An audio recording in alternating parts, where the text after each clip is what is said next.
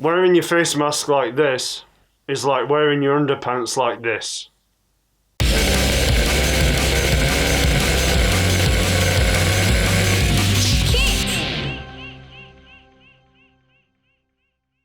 Hey up my fellow Yorkshire Dolphins, how's it going?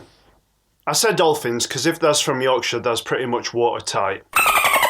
I'm still over here in Sydney documenting my recovery from my recent back injury, so I thought I'd share with you just what kind of equipment I'm using to train. If you're passionate about something, you'll always find a way to get it done, and that's where the Yorkshire Skinflint ingenuity comes into its own.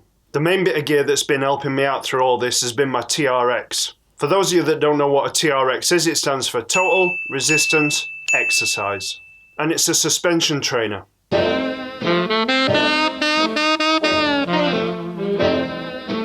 No, not suspenders. Easy, Tiger. Calm your bloody farm. Bloody perverts. You might have heard about this gear and think it's a bit overrated, but you'll just have to trust me and suspend your disbelief. In order to install this in my gym, there are a couple of issues that I needed to deal with. The first issue, as always, was cost. Australia's a wicked place, but they don't manufacture much of their own stuff here. It all has to be imported from those bloody foreigners. They took our jobs! So it's more expensive. To buy an official TRX bracket, you're looking at 70 Aussie dollars. So say it with me, everyone. How about no? My second issue with it is the design of the official TRX bracket itself. I'm not a fan of that X design.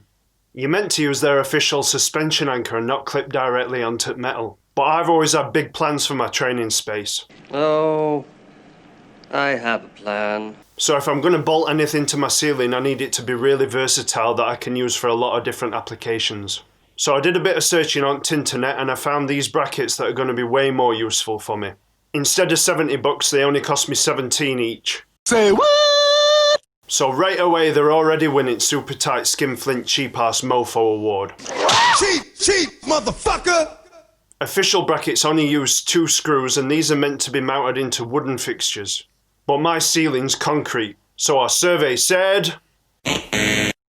Brackets I found use 4 Dynabolts, so that's going to be a much better solution for me. They're rated to take up to 300 kilo, and even though I'm injured, I'm laying off weight gain 4,000, so I don't think I'll be putting on that much weight anytime soon. Beefcake! Beefcake! You don't need a lot of gear to install these, but just take your time and be thorough about it. And also get permission from whoever owns your place before you get drill out. Now is not a good time to be evicted. Get yourself a wrench. It should tell you what drill bit you need on the Dynabolt itself. Mine are 12mm.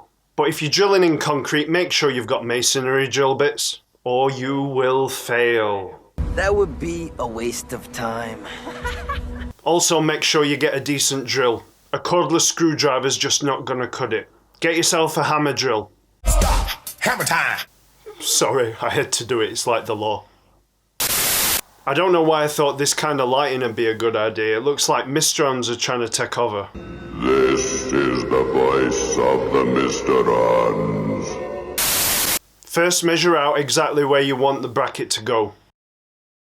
When you're happy with position, just take a Sharpie and mark each hole with a little dot. I measure how far I need to drill against the Dynabolt and I wrap a little bit of electrical tape around it. So that's going to work as my depth guide. Safety first. Always make sure you've got decent PPE. There's going to be a lot of dust flying around. Get right underneath where you're drilling, press on drill front bottom, and make sure that you're going at 90 degrees to wall. Stop! Hammer time! Make sure all 4 bolts are equally tightened up and that your bracket's sitting flush with the surface that it's mounted on.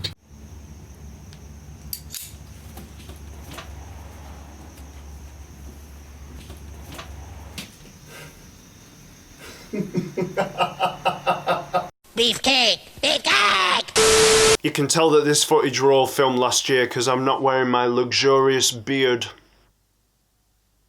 Having these in my gym has been a real game changer for me and it's really allowed me to maximise my space. It's meant I've been able to do a lot of my Ninja Warrior training from home and it's opened up loads more possibilities for my clients as well. So this gear isn't only beneficial for people with a back injury like myself, it's also good for anybody that has knee problems or any kind of joint instability.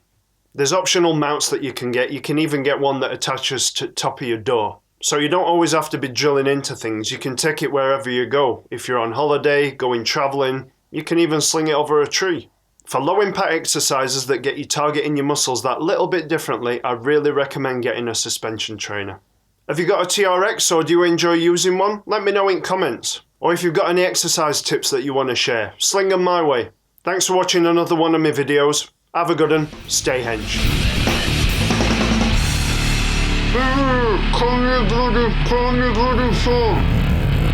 Calm your bloody farm.